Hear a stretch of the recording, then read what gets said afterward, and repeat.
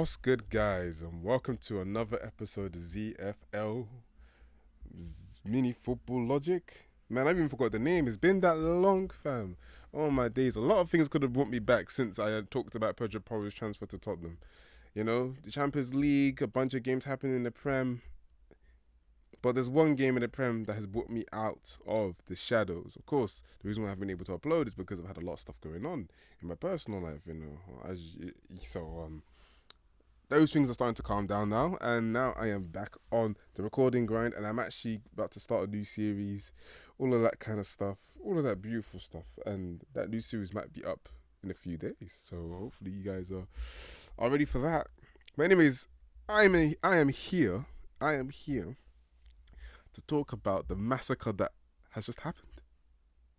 Liverpool versus Manchester United.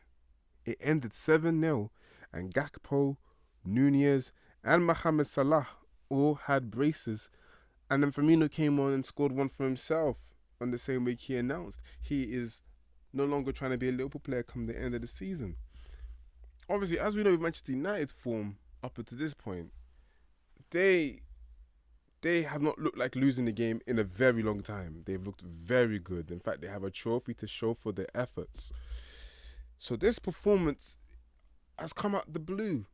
It really has, but it just shows you that form is temporary, class is permanent, because Ten Hag has done so well to dress up this Man United side and make them look real convincing up to the point that the media started creating the narrative that they are in the title race and they were title challengers, when really we all knew they weren't. You know, ask Dookie, who's a Man United fan, by the way, if you didn't already know, yeah, he knew that they were in the title race. He knew. And this performance shows it. It isn't just show it, it exposes it. It rips the door wide open for everyone to see.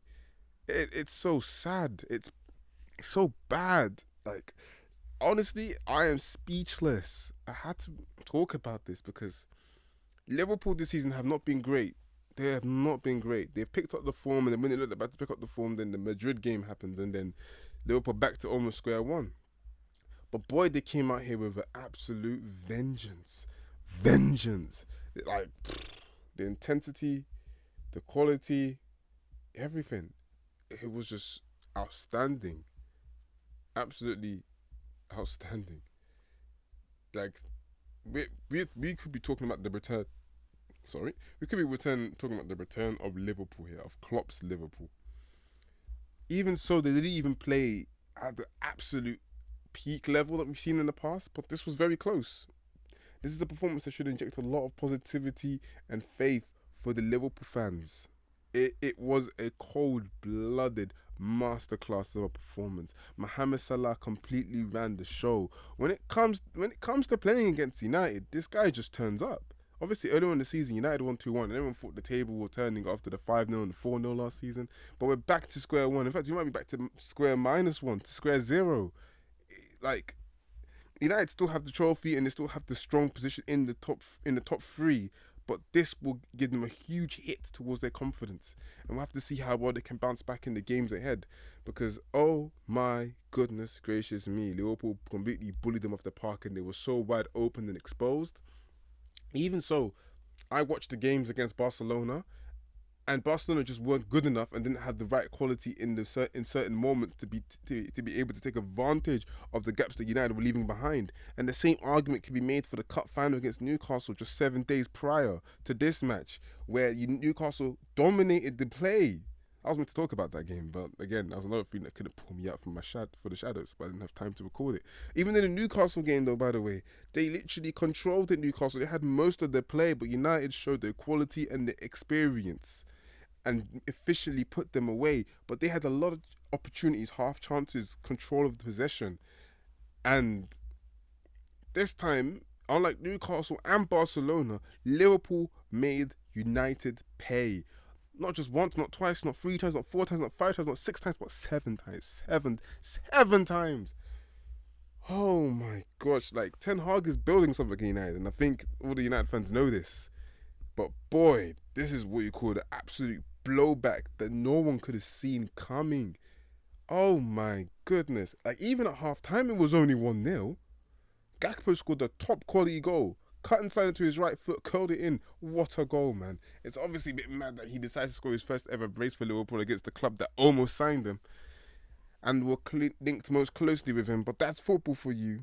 That is football for you. You know what I'm saying? So it's honestly, it's a magnificent thing to watch how a team could unfold under the right opponents, to be honest with you.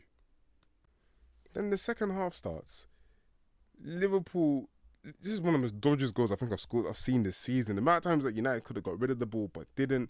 The ball eventually comes to the wing, gets crossed in, and then Gakpo puts it away.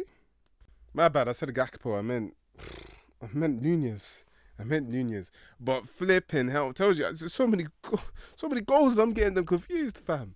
But literally, oh my days. Harvey Elliott rips it in and Nunez heads it home. This goal could easily be preventable. Then just a few minutes later, Gakpo's through again after a counter-attack. Man United have too many players forward because they're pushing for that goal to get themselves back into the game. Nothing wrong with that. You just need to be able to be prepared when the time comes. And, Salah completely skins Lisandro Martinez. Completely skins him. And then obviously he finds Gakpo, and Gakpo with an absolute cute finish. It's a cute little finish over the hair. It's 3-0 before you know it, in the blink of an eye. And then the implosion continues. Liverpool score again. Then obviously it's 4. Salah completely smashes one home for 4-0. Yeah. And then Nunez scores again. Boy, I don't even remember I'm losing track of the goals and stuff. It's actually mad. Oh my days. Wait, no, actually, after Nunez scores his second, Salah gets his second. And then Firmino obviously comes on, he scores the goal to make it 7. Some of these goals were ridiculous. Like, Salah's goal, second goal, yeah, should have been prevented. Bad luck, you could say. Luke Shaw was more focused on damaging players rather than actually doing some solid defensive work. The midfield was completely bypassed. Casemiro's been a superstar performer for them this season, but boy, he wasn't logged in, and it showed. It showed. Fred was moving mad, but Fred's usually moving mad if you ask United fans. Bruno was just back to his complaining self, without contributing much to the game. Anthony and Rashford tried, I guess. Weghorst did Weghorst things, not really contributing in an attacking sense, but, being there and being around. But United were abysmal. This was reminiscent of their performance against Man City, but without the fight back,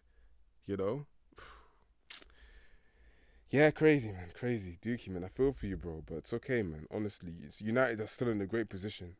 This game is going to blur the reality for a few days. Maybe, a week. Looking at how it is, it's they lost 7-0, but they're still 7 points ahead of Liverpool, who really have eyes on Tottenham first before they can really look at United in the table. And, of course, Tottenham, Man United won the Carabao Cup.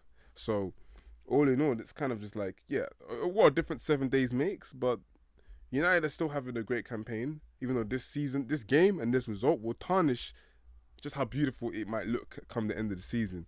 And this game might be the spark that Liverpool needs to restart the season for sure, because we've seen a couple of false starts, false dawns, but this time this could be the one.